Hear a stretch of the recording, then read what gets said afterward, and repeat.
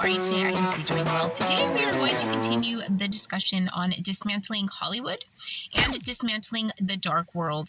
And we're going to talk about the players who just happen to be part of the industry.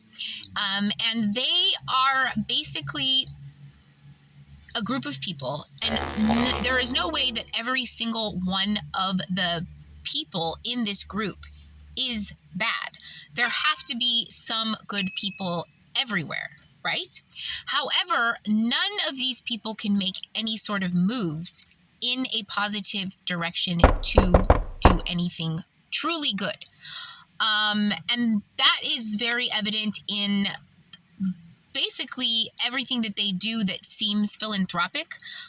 Every time there is some sort of organization, there's always some shady business going on behind the scenes. Every time somebody tries to reach out and help the community, there is some sort of backlash. That's just how it goes. You just simply cannot do anything right in the dark world, even if you are a good person. And there is a reason. So there's obviously some good people, but all of the people of the dark world, particularly of the industry, have something in common, and that is that they have entered into a contract. And oftentimes these contracts use words like perpetuity, and they have essentially forfeited their soul, or their likeness, their consciousness, their time here on earth.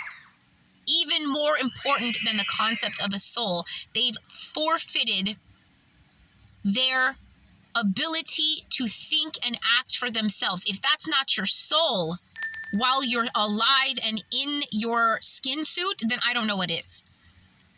When you want to say, did these people sell their souls? Do you want to wait until after they've passed away? Or do you want to look at how they live while they're here? Now, the veil has been pulled back enough for you, everybody, to realize that it was not all that it seemed, Hollywood, this whole time. That it has been smoke and mirrors the entire time. So when you hear that these people have sold their souls in these contracts, look at the way they live their lives. They are not able to do anything for themselves or by themselves.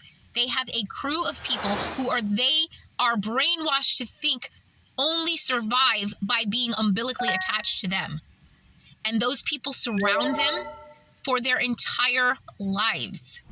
And oftentimes these kind of energies surround them even after the cameras stop rolling and nobody cares anymore and the money is gone.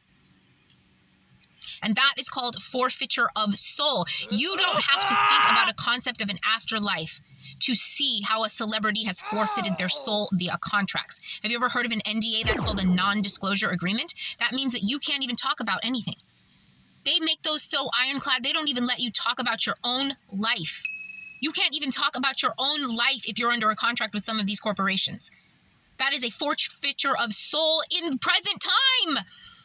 What is more horrible than that? To not be able to think or act or be yourself, and then to be under contract to allow your likeness to be manipulated in any way in the age of AI, in the age of the internet, in the age of the understanding of a human being of who you are as a celebrity only comes out of the machine.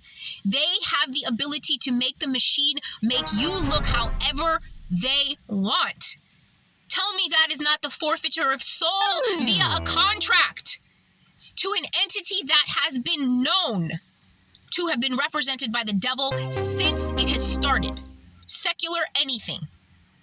It's been a warning by all the old folks, by all the religious folks, that is the devil's fill in the blank. The devil's music, the devil's whatever, the devil's playground. So these people know exactly what they are doing.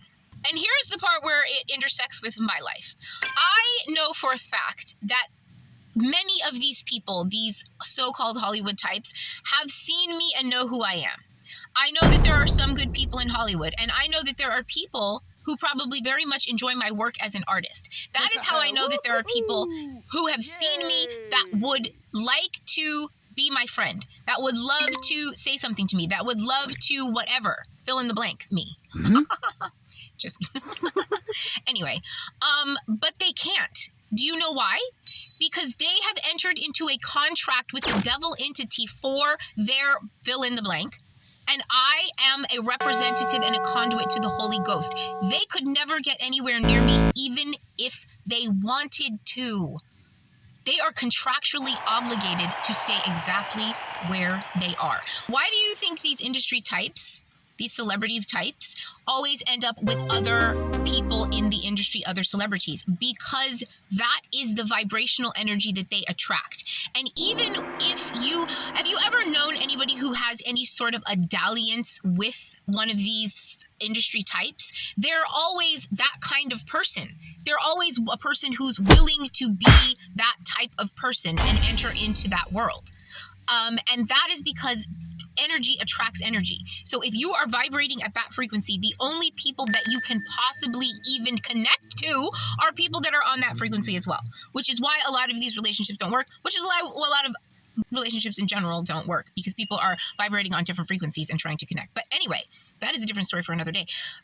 But that is exactly why, because you cannot have a person who is contractually obligated to do whatever a large corporation tells them what to do on a public level, interacting with just a regular person, because it is just not going to compute. One of them has an energetic field that surrounds, engulfs, and swallows them whole. And the other one is whatever a civilian of that kind of world is. And that is why they are always separate. It is not because they are better. It is because they are in a contract in which their whole personality, likeness, and anything that has a human signature has been forfeited to a corporation, and they have to answer to that corporation or that entity or whatever it is before they can make any moves, or else they will get canceled in this day and age, or whatever it is, or even worse. If you step too far out of line, things happen that are even worse.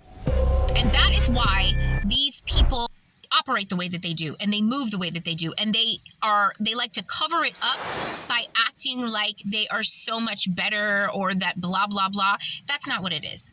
It's that they have made themselves what the kids would call today NPCs. They're non-playable characters now, because someone else is controlling them. These are not first-person players anymore, because they have signed contracts so ironclad that they take their actual likeness, their personalities away from them and refill them with what they want. And it's actually very, very fascinating.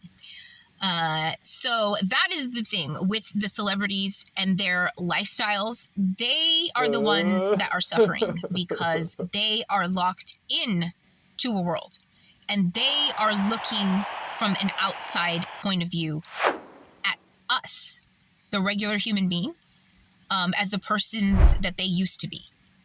And I know for a lot of them, it is painful to be on the outside looking into a world that you once were a part of, that you may have or accidentally forfeited who you were to without even realizing it, and now you're on the outside. It's almost like passing away.